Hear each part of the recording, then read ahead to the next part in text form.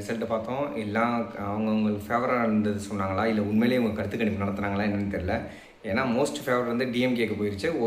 2 இடத்துல வந்து டிவிகேக்கும் 2 இடத்துல ஏடிஎம்கேக்கும் வந்துச்சு. ஸோ இதெல்லாம் பார்க்கும்போது இவங்களோட ஃபேவரை பார்க்குறாங்களா, இல்லை உண்மையிலேயே இவங்க சர்வே எடுத்தாங்களா அப்படின்னு தெரியல. ஆனால் ஐபிஎஸ் அதிகாரி, முன்னாள் அதிகாரி ரவியை வந்து அவர் இன்றைக்கி ஒரு சர்வே எடுத்தோன்னு சொன்னாங்க. அதாவது தொகுதிக்கு 10 முன்னாள் காவலர்களை வச்சு நாங்கள் எடுத்தோம். கிட்டத்தட்ட 2.34 லட்சம் பேர் வச்சு சர்வே எடுத்ததில்லை. 41 விழுக்காடு டிவிகேக்கு போயிருக்கு அப்படின்னு சொல்லியிருக்காரு. ஸோ அப்போனா விஜய் ஃபேக்டர் வந்து அங்கே ஒர்க் ஆகிருக்கு அப்படின்னு சொல்கிறாரு. விஜயோட அலை அங்கே அடிச்சிருக்குன்னு சொல்லியிருக்காரு. கண்டிப்பாக அது அடிச்சிருக்கா அப்படின்னா அது இந்த 2 நாள் தெரிஞ்சிடும். பட்டு ஆனால் இருக்குது, நான் இல்லைன்னு சொல்லல. ஏன்னா அந்த முதல் தலைமுறை வாக்காளர்கள் ஓட்டு ஃபுல்லாக மேக்ஸிமம் ஒரு அபோவ் 80% வந்து விஜய்க்கு தான் போயிருக்கு.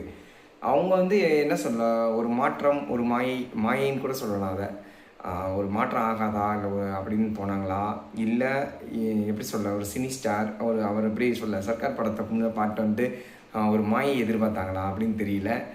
அவர் நல்லது பண்ணுவாரா அப்படின்னா எனக்கு வந்து அது வந்து அவர் சப்போஸ் ஆட்சிக்கு வந்துட்டார்னா அது அவள் பார்க்கலாம். பட் எனக்கு வந்து அது தோணலை. ஏன் தோணலைன்னா, அவர் ஒரே ஒரு ஸ்ட்ராங்கான ஒப்பீனியன் தான் வச்சுருந்துருக்கணும். நான் வந்து ஊழல் எதிர்த்து இந்த 2 கட்சியை எதிர்த்து நான் வரேன், நான் நிற்க போகிறேன் அப்படின்னு. இவர் அப்போ என்ன பண்ணணும், புதுசாக ஆள் எடுத்து வச்சுருக்கணும். அங்கேருந்து பிரிஞ்சு வந்து பல ஊழல் பண்ண செங்கோட்டையனை சேர்த்துக்கிட்டாரு.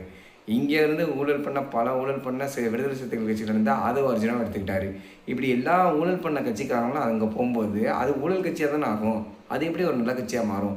இது ஒன்று தான் நான் அவர்கிட்ட பிடிக்கல, அவர் கொள்கை எனக்கு பிடிக்கலன்னு சொன்னதுக்கு நீ விஜய் வந்து தப்பாக பேசுகிற, விஜய் உனக்கு பிடிக்கலையா, நீ விஜய் ஃபேன் இல்லையா அப்படி இப்படின்றானுங்க.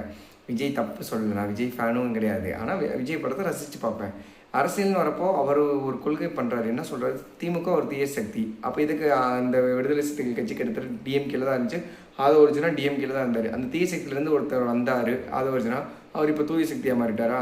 அதே தான் செங்கோட்டையன் ஒரு தூய சக்தியாக மாறிட்டார். இதுதான் நமக்கு ஒரு கொஸ்டினாக இருக்குது. ஸோ பார்க்கலாம். 41 விழுக்காடு சொல்லியிருக்காரு ரவி. வந்தால் நல்லது, சந்தோஷம்தான். வந்தால் மக்களுக்கு நல்லது செய்யுங்க. இன்னும் 2 நாளில் தெரிஞ்சிடும் யார் அந்த ஒரு அரியணை சிம்மாசனத்தை அடைய போகிறான்னு. பார்க்கலாம் யாருன்னு. நீங்கள் யாருன்னு நினைக்கணும், அவங்கள கமெண்ட்டில் சொல்லுங்கள்.